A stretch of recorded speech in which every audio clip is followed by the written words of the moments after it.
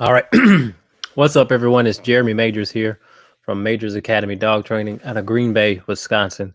And we are live for Dog Behavior Q&A number 160, live on Facebook, Instagram, and YouTube. This is a place where you can ask as many questions as you like. We're here to talk dogs, behavior, doesn't matter. So no matter how crazy the question may be, to you, it may not be to me. It actually could probably help others that have that same crazy question. So don't be afraid to ask as many questions as you like. All right. I hope everyone is doing as good as they can during these crazy times. And yeah, cheers.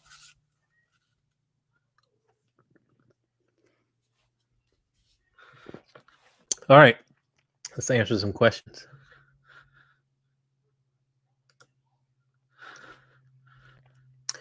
Okay.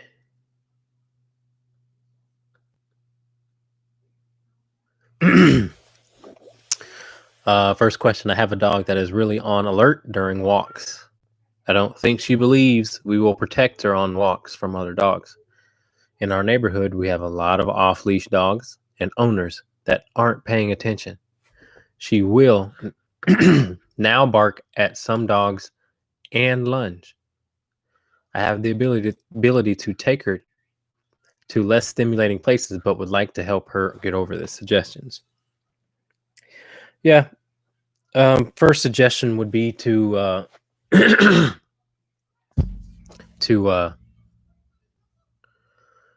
to get something to make sure you can have.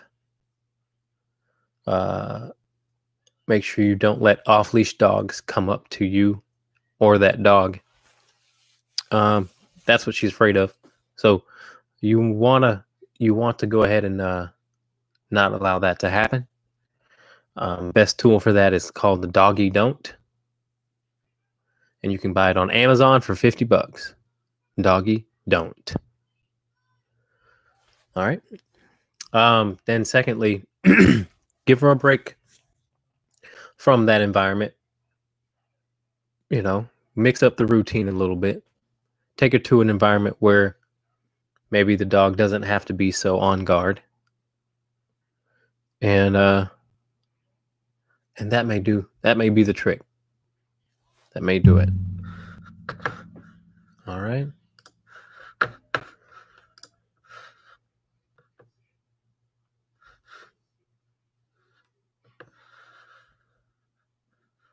Okay. Let's keep moving. All right. I have a dog that is getting up in years. She's 12 and does not have any patience with my other two. All will be sleeping, and the older one will just start growling and go up to the other dogs. The younger two have respect for her and patience most times. Excuse me. But every once in a while, one will attack her. How can I keep this from happening? So as a general rule,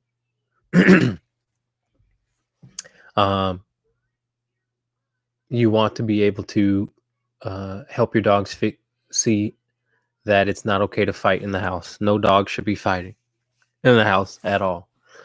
Get control over your older one. If she's starting it, get control over that dog. When you hear the growling, you should be able to say no or stop or knock it off, and the dog actually do that. If you don't have that ability, you got to gain that ability. That will teach the old dog that it's not okay to do it, and that it's not and that it's not it's not necessary to do. So those two things will be key on getting the dog to stopping the fighting in the home. Control the dog control the dog that's starting it. All right. Thank you for your question. Those of you who have just joined, please feel free to ask as many questions as you like. I will be here until I answer everybody's question.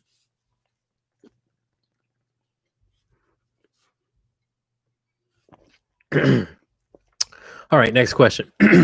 My new dog barks at every noise outside.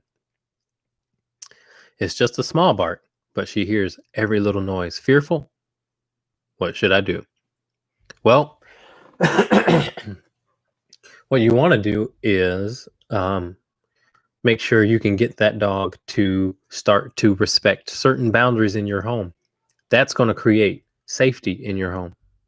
When you have rules in your home, that becomes their safety net. And so don't allow the dog to just do what it feels or do what it wants, because you could be giving in to the fear. Instead, give the dog some boundaries and allow the dog to become comfortable in your household, and the barking shall stop.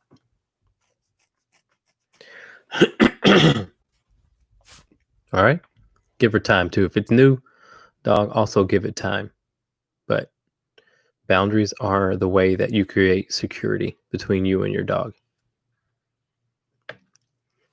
All right. Beth says, my mini doodle is turning into a protective Malinois. How do I break this?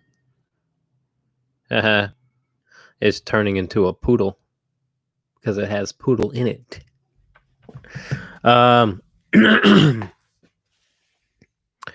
Well, I'm willing to bet the dog is barking now and cautious, which is kind of what the poodles are. Kind of what the poodles do. Have you taught the doodle? What is it? What do you guys say? Climb? Have you taught the doodle how to climb?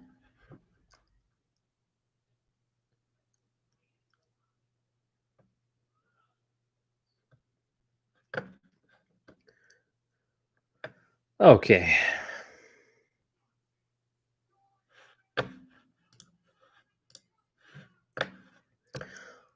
Let's see. Next question. Yes, she climbs. Then what's she barking at?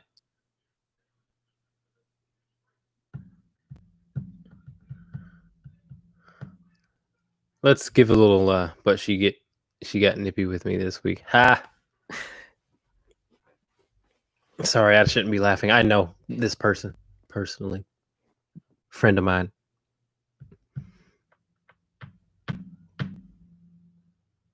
All right. I'll come back to you, Beth. But I want to give an update on the board and train dogs. So the board and train dogs, I have Brewer, Rio, Penny, and Ollie. And I usually only take 3 dogs. Don't give me crap about it. But I had some scheduling issues. So let's start with Brewer. Brewer is a pit lab mix. I think it's all pit, but it's beautiful either way.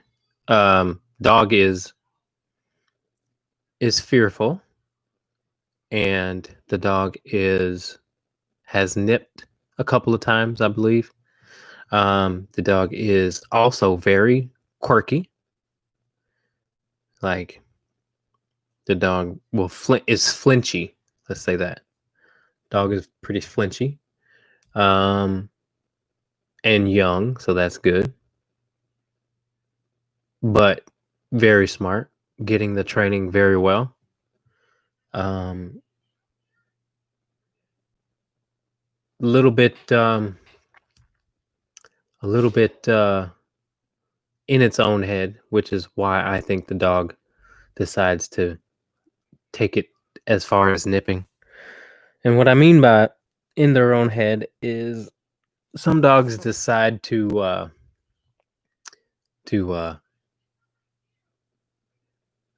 freak out as an instinct.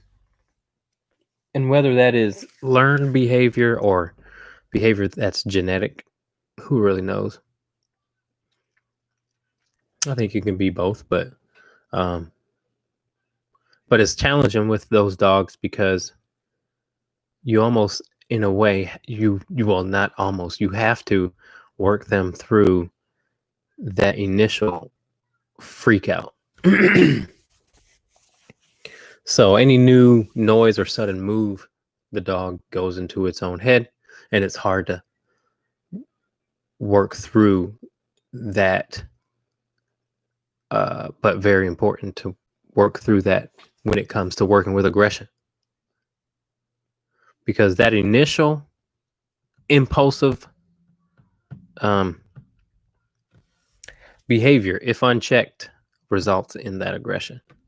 So that's why it's very important to know how to work a dog through um, when they decide to shut you out, basically, in the midst of something that is making them anxious, fearful, nervous, or even just something that they want really bad.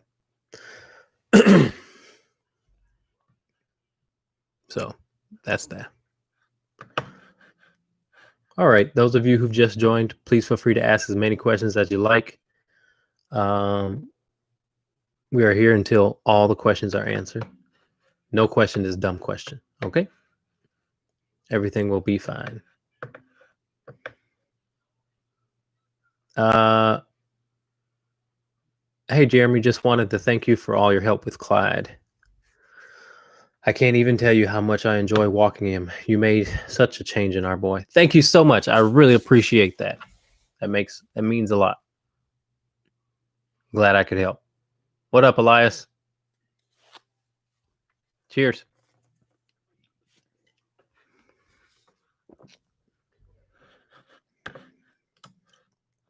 All right, next question.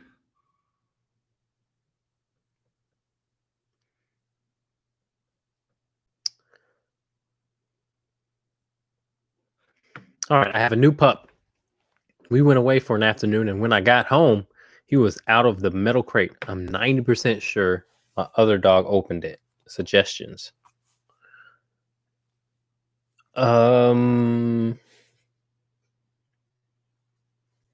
Yeah. Put the dog in the crate when you get home, or when you get home and you've taken care of the new pup and he's good, you rested, exercised, put him back in the new crate. Put him back in the crate and see if he can open it. See if he even tries to open it. If he doesn't, then it may be your other dog. If not, then it may be your new pup.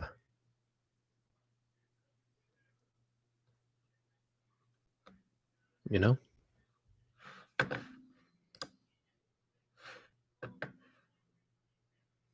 Thank you, Beth. I appreciate that. Tide is a handful.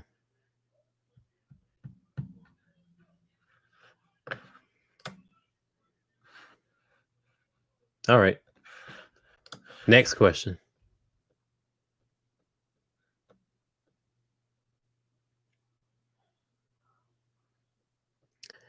Hi, Jeremy. We have two German short-haired pointers. One we adopted in January. The other we fostered. That has been in our house for about a week. We are still keeping both dogs on lead around each other and have not allowed them to have full access to each other. They act like they want to play, and then it escalates quickly to an argument. When do we know that it's okay to drop the leash? So when they are focused on each other, um, the one who you think starts the fights or starts the starts the argument, that's the one that you want to have voice control over. And the other thing is, try having a 10-minute session with both dogs not being able to touch each other, reach each other.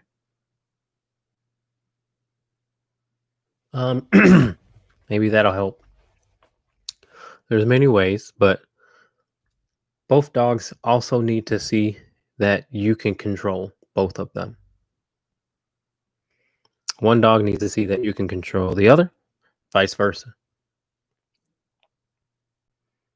So the best bet to getting a no fight situation or no argument and to start their relationship off on the right foot is to have just that, both control over both dogs via voice.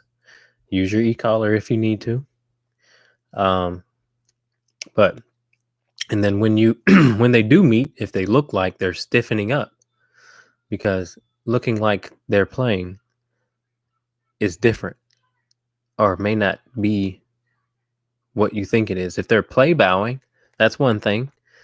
You know, if their facial expressions and their body language is loose, then that may be play. But if they're stiff and they're trying to get over one another, tail can be wagging, but that doesn't mean that they're wanting to play. But regardless if they are wanting to play or not, they still should. So when they first come up like this and they're sniffing each other and they're break it. Just say break. You should be able to say something like that and they both walk away. That's the kind of control you need to guarantee no arguments and to guarantee a good start to their relationship.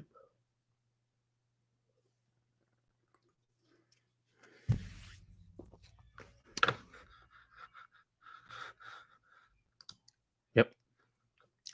Whoa. How do I get my dog to stick up for himself when playing with other dogs? He allows certain disrespectful behavior at times. Also, lets a rude 2-year-old neutered piece of crap boxer pick/dominate. Oh no. No, say it isn't so. Mine does not retaliate. I referee because the dumb owner thinks it's playing and it does nothing. Also, thinking of adopting a male Corso. Your thoughts? No, not for you. Mm-mm, mm-mm, mm-mm, mm-mm. No, no, no, no, no, no, nope. Sorry, no, not the dog for you.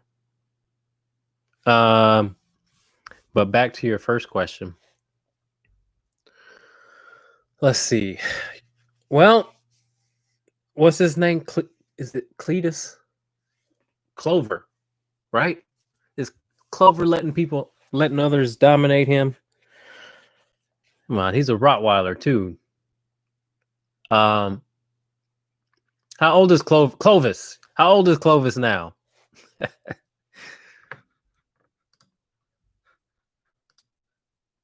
I say Cletus.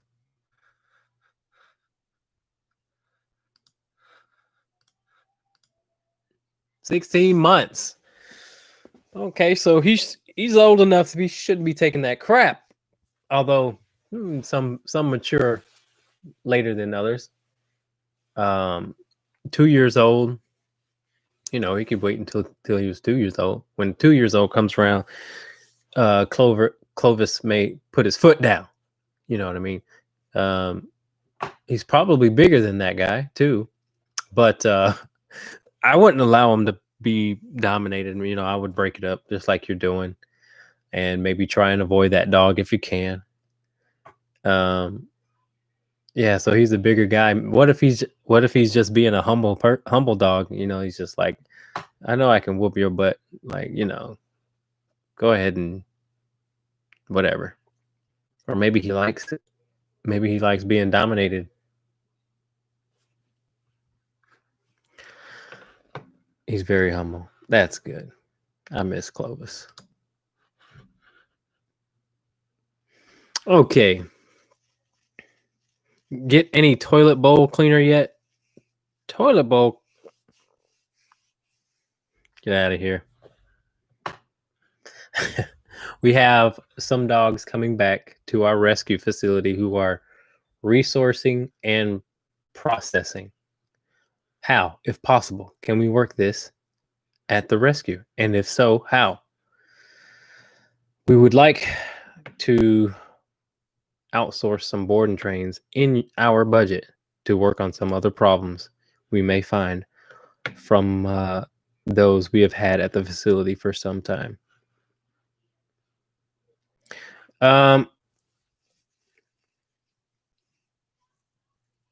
What do you mean by processing?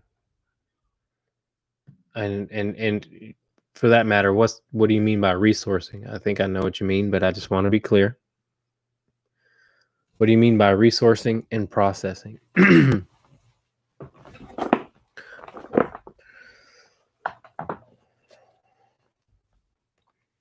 Hey, Jeremy, Sammy's behavior has recently changed, and it's unlike him. When we go on walks, he usually ignores other people and other dogs. Lately, he has been lunging and pulling towards other dogs and people. I'm not sure what triggered this behavior, but what should we work on to stop this? Get that heel right. Get that heel really well. Make sure that he is.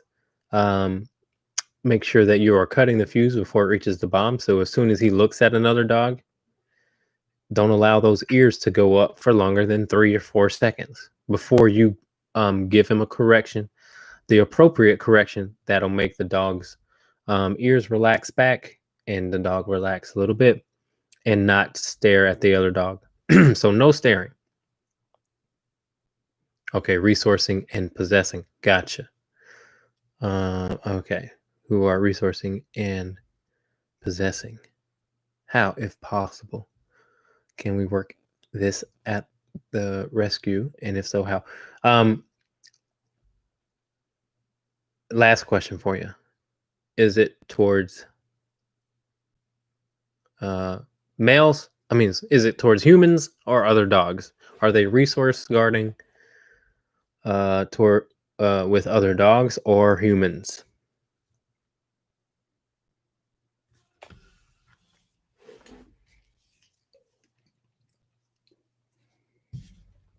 See you at the gym, buddy.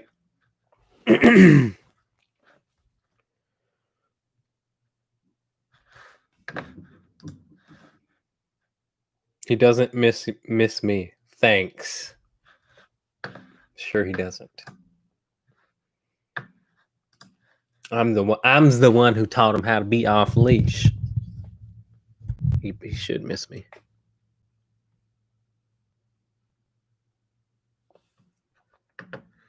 Towards people. Okay. I'll answer your question in a second. Our German Shepherd is also always alert on walks. When we take him somewhere that he can be off leash, he is totally relaxed and well behaved. But on walks, he is anxious and uptight. Is there a way to help him relax and enjoy his on leash walks? Yeah, walk him off leash. Just kidding. But that should be the goal. You should be able to walk your dog off leash and he heals like he's walking on leash. You do have to give him something to do on the walk besides what he wants. And if you're doing some control, then and it's not working, then you got to take more control. He's got to be able to take your direction instead of his own, because that's what he's doing. He's not quite sure. So rule number 1, don't let other dogs ever, if you have, don't ever let other dogs come up to him. Off-leash dogs, on-leash dogs, doesn't matter.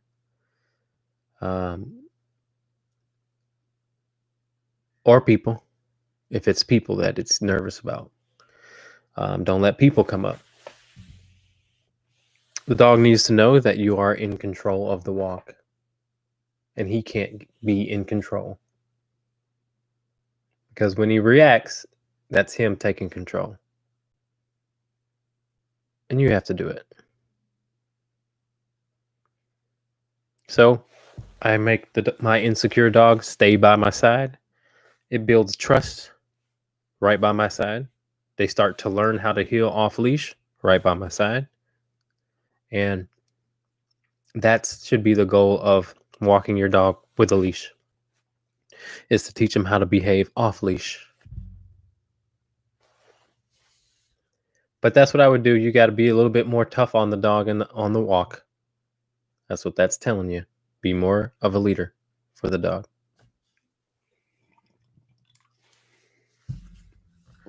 Towards people, they have become comfortable in possessing kennel space or toys. Is this something that we can work on while at the rescue, or is it best to be in a home setting because it's a hook where they are showing this behavior? Yeah, I think it's probably best to work on it in a home setting. You'll have a little bit more resources available to you. It'd kind of be tough to do at a rescue. Although, what I like to use is one of those trash grabbers.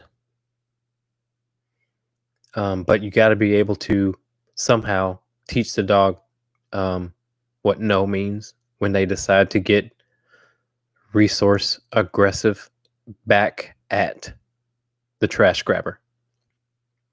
If they decide, because that's going to be your hand. So if they decide to get ugly with the trash grabber, you've got to give them some sort of consequence to teach them to respect when you reach for the toy or the bone or the food or whatever it is.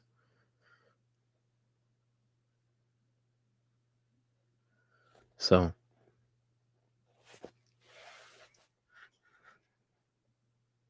we can talk more about it too if you private message me. We can talk more about it, and I can help you further.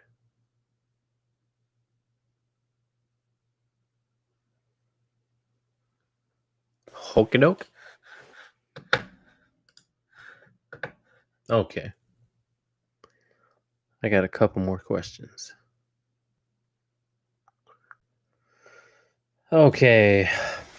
Hi, we've had our dog for 3 months, and he's now starting to become territorial, barking at people coming in and nipping occasionally. We have been reinforcing no with him and putting him in his crate with a blanket over it, like a timeout. Any more tips? Yeah, don't let him bark. The barking should be able to, you should be able to stop the barking really quickly. Because the barking is going to be obviously the precursor to biting or the nipping. And so stop the biting and you stop the barking, and you won't get worried about the dog nipping, but that will take not just time, but a significant convincing, I should say, from you to your dog. So it's really up to you. How much are you willing? How stubborn are you willing to be? How stubborn is the dog already? And and how long are you willing to stick with it?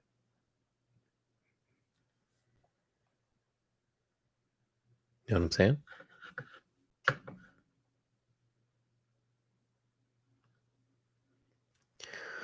What's the first thing you teach on the ecollar, obedience wise?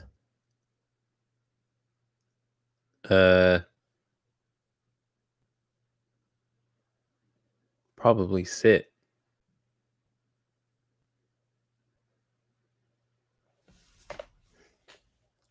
I can teach anything, any command with the e-collar, because the dog already knows the commands by the time the e-collar is presented. So I'm not teaching anything new with the e-collar. I'm just proofing what the dog already was taught.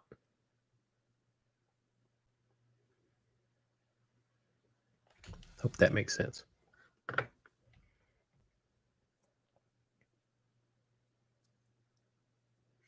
Okay, any tips on how to stop the dog from barking while in the kennel? Mine is extremely stubborn. Yeah, you got to get the dog to be able to listen to you in the kennel. So one of the rules that I have in the kennel is no standing in the kennel. I can be lenient, obviously, if the dog is standing up to turn around to lay back down, but no prolonged standing in the crate. You have to sit because it's a place of relaxation. Standing is a very first sign of getting anxious, and then the anxiousness causes the barking.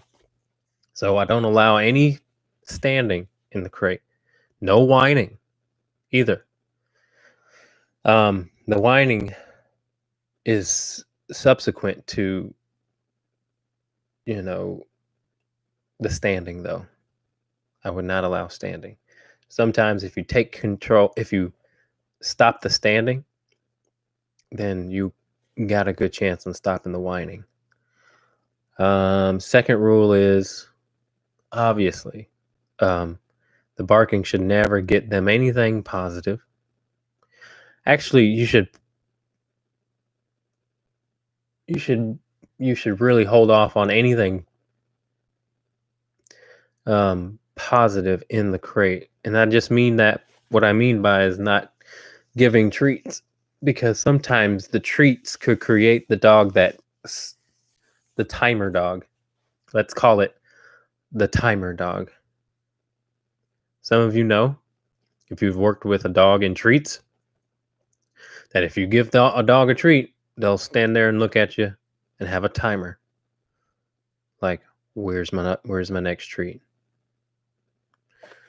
And that's not the right mindset for the crate. He only does it when people come over. No standing, no whining. Okay, we're working on that. Thanks for the tip. May need to work on this when the house is quiet. Exactly. There you go. Work on it when there's nobody over, because you will get similar behavior. Here's the last little rule I'll tell you. When you let the dog out of the crate, also make him sit and wait and open the door all the way before he comes out. So he's sitting there. He may try and get up, right? He does this. He may try and charge forward. You just take a quick step forward in his space too. Just a quick step forward towards the crate. That'll make him kind of go back. Tell him to sit. Make him wait. Bonus points if you can get the dog to listen to you. It may take a little bit longer for a little bit longer to wait, but that's the ultimate asking to come out. So the dog should ask to come out instead of assume that it can come out. That'll also create a nice little mindset for you in the crate. Why is he crated when people come over? Yeah, either he's gonna bite him or he's gonna jump on him. So why is the dog crated when people come over? That's a better question. Uh-oh. Instagram, what the hell? Instagram just crashed.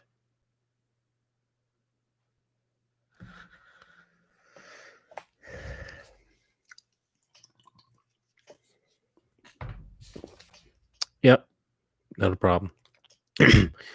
My Chi is 22 years old, and he's afraid of people and any size dog. He was attacked by a Saint Bernard, and after that, he doesn't want anything to do with tiny or large dog. Please help.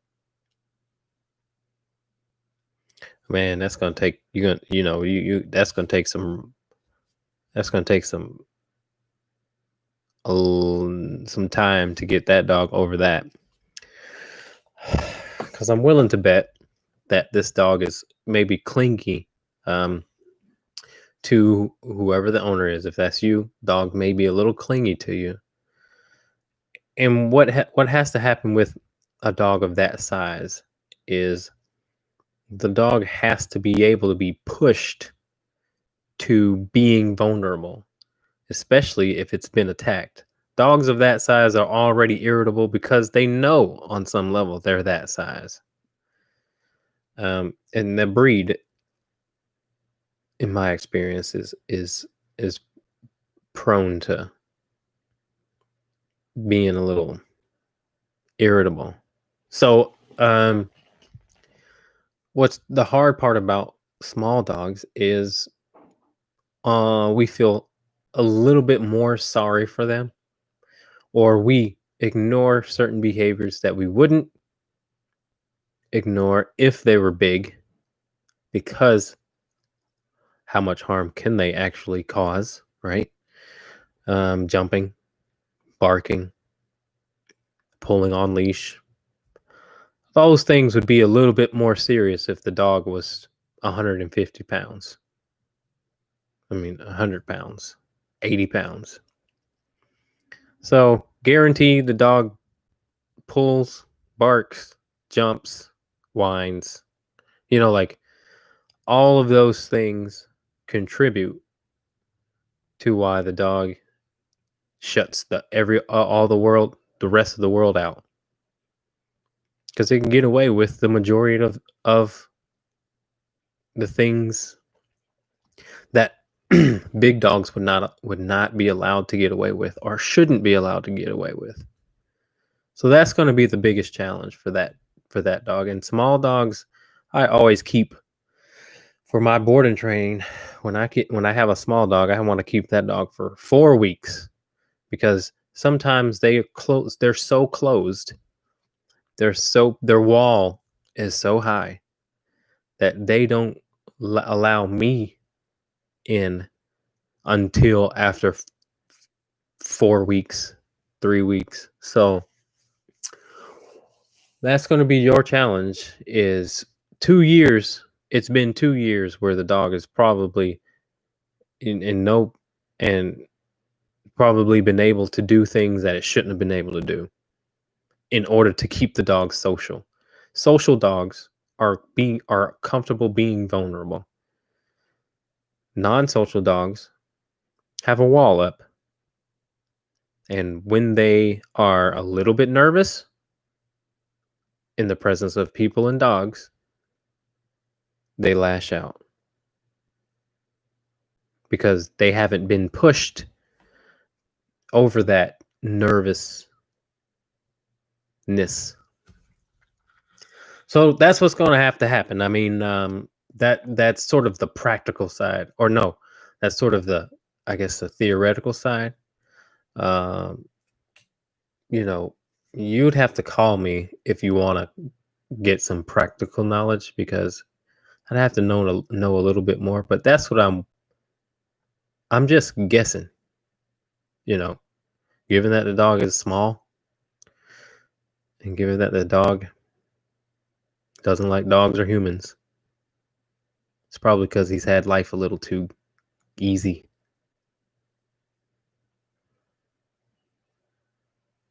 He's 10 pounds. Exactly. So he's probably just a little cuddle bug.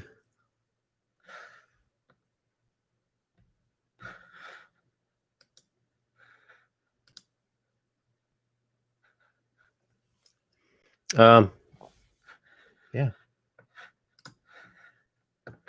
Doug and VA join. Glad to see you live. Thanks, buddy. What is your own view of why owners decline to take their dog through a basic training class?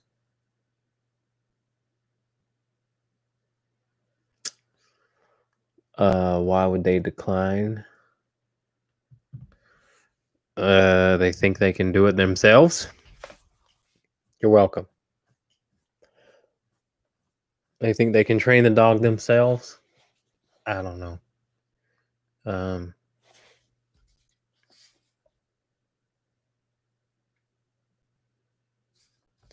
Yeah, it's a good question.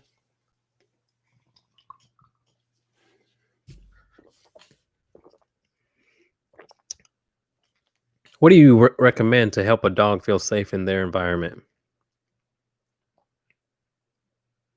Oh, where'd that question go? Did she delete it?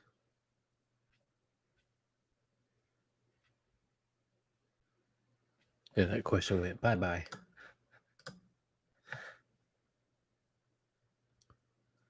Oh, don't delete your question. I thought it was going to be a good one. Your question disappeared. So feel free to ask it or type it in again. I don't know what happened. Excuse me.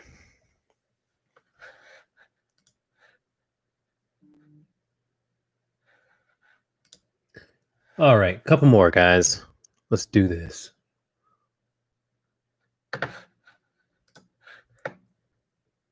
Yeah.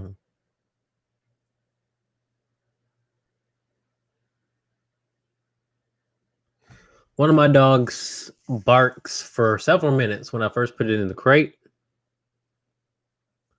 uh, but stops after 3 to 5 minutes in. Should I stand there and tell her to lay down?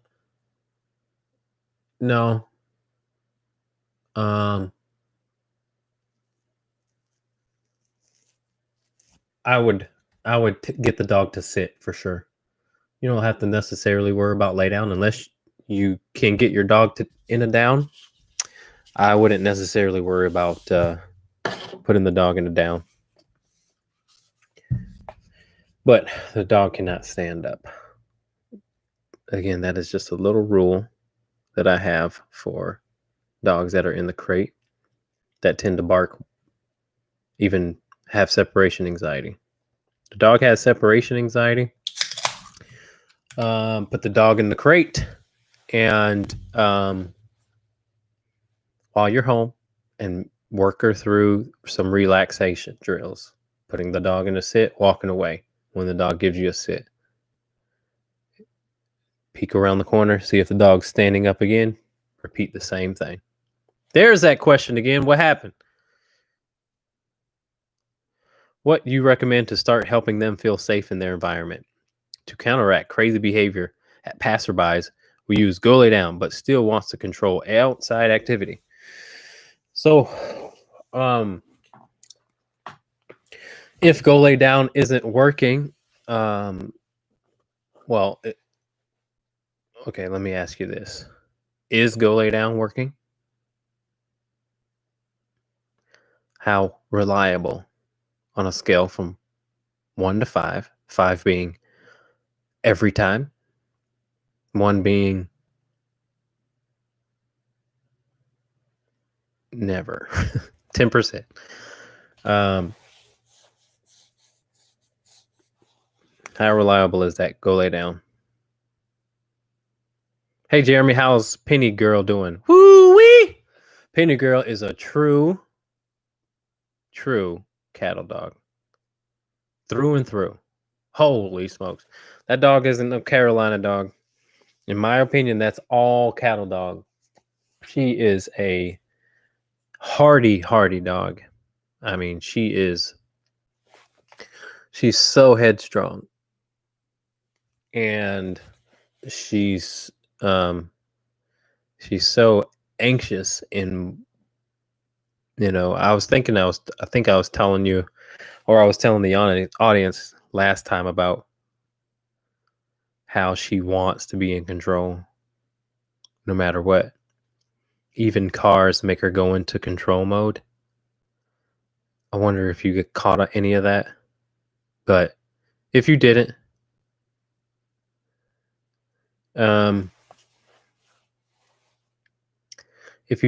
she's doing good still. She, given her age and given that breed, she is more difficult than the average difficult dog, in the sense where anytime I go into the doghouse, she still feels the need to stand up right away and look out the crate. It's like, Penny, sit down, lay down, relax. Like, you don't have to be on the I need to know tip every single time. So small examples like that is exactly what we need to help her through, because it's going to be those moments where she decides to go into her own head and handle things her way like she's been doing, or listen to the human. And that is, uh again, what we're trying to accomplish with her.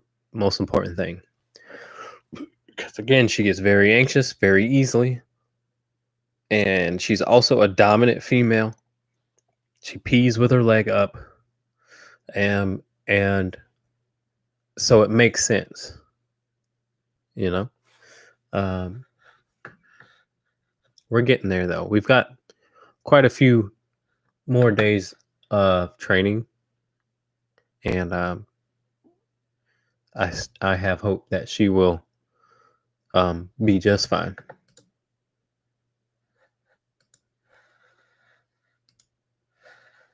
She's charming too, though. There's that. She's cute, very cute. If I catch her ears perk, 7. I said 1 through 5. Oh, that means, wait a minute. Does that mean that she's a super listener if you catch her ears perk, eh?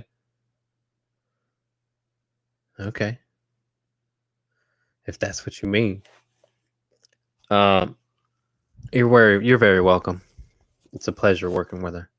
Uh okay, so if she knows what to do and you don't catch those ears and she doesn't listen to you, well, then you have to add something that will help her listen to you. I have the window lunger.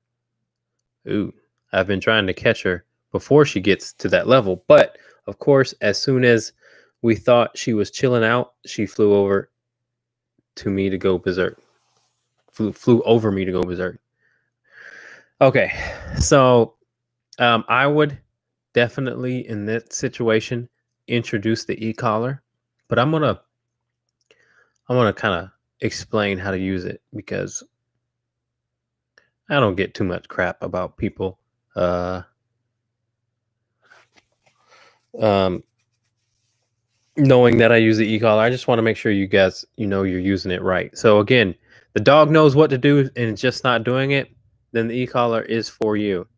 And the way that you should use it, obviously, is if you have an e-collar, the best ones should have at least 100 levels, so you can be as gentle as possible, and or you can be as firm as necessary for the stubborn dogs.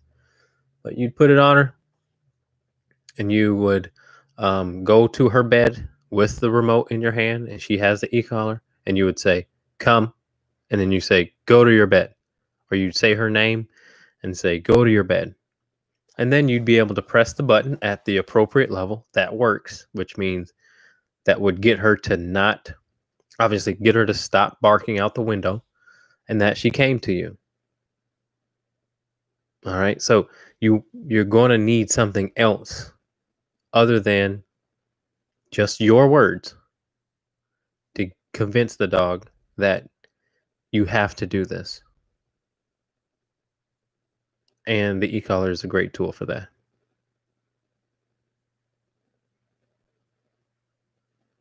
All right. I hope that helps. Feel free to ask as many other questions as you like about it, or private message me about it, or call me.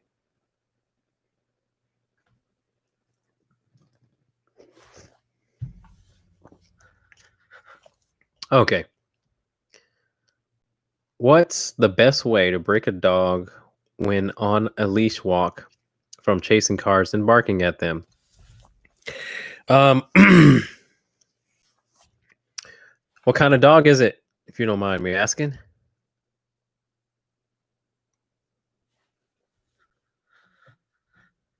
Sounds like a cattle dog, or a Rottweiler, or a German Shepherd, or a Border Collie.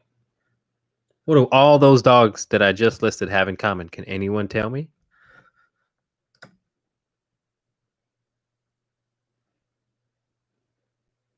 What do the following breeds all have in common? Australian Shepherd, German Shepherd, cattle dog, Rottweiler, Border Collie. What do all those breeds have in common? Husky mix healer. Okay, I didn't mention that, but the healer makes sense. Anyway, all those dogs are herding breeds at one time or another. Anywho, or controlling breeds. Controlling breeds tend to like going after big retreating objects such as cars. There you go.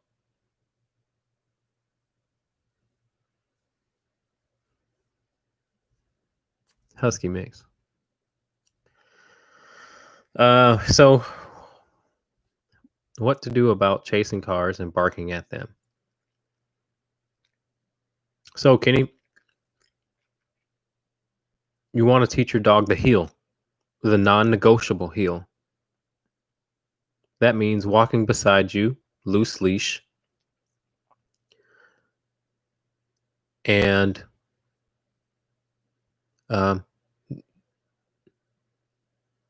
that's it.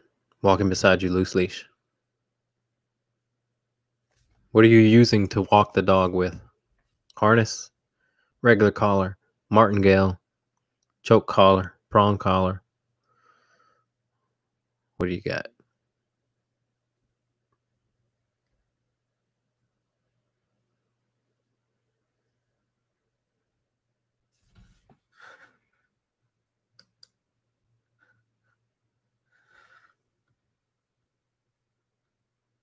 Anything? Okay, well, the easiest way is to get a prong collar, Herm Springer. I'll type it in the comments. So you guys, it's weird spelling. Prong collar. That's the easiest way to get that non-negotiable heel. Slip lead. Yeah, you may want to work with a prong collar. Slip lead ain't gonna do anything. You got to be able to reach the dog, man. Get that leash to be loose. So then when you pass a car, same rules apply. The dog still has something that it has to do. It occupies its mind, or it just gives the dog something else to think about other than allowing the dog to sort of sink into car chase mode. You know what I mean? If the dog has more stronger rules, boundaries on the walk, then the dog will respect you when you say heel or no when it looks at a car, and it'll decide to listen to you instead of listening to itself. Does that make sense?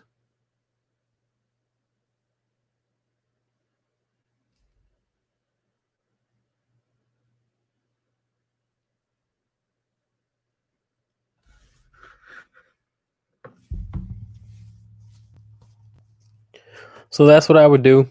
Many a dog come here and want to chase cars. Many. Go after cars, lunge at cars. What was the last one? That was biting cars. This Dutch Shepherd that wanted to bite a car tire. Dutch Shepherds too. That's something else you could add to that list.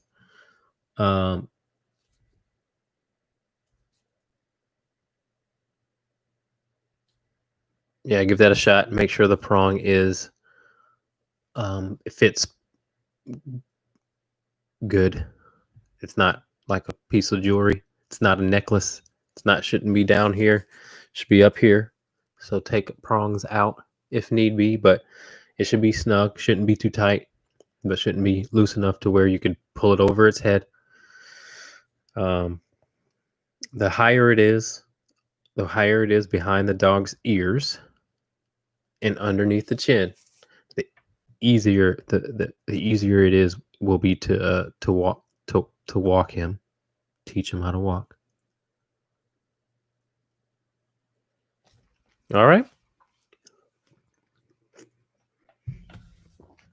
All right, guys. I'm running out of questions. So, hope you guys found this helpful. Give me a thumbs up. We'll be here next week. Same questions. Or no, same show. Please ask different questions. But yeah, thanks you guys for watching. We'll see you next time.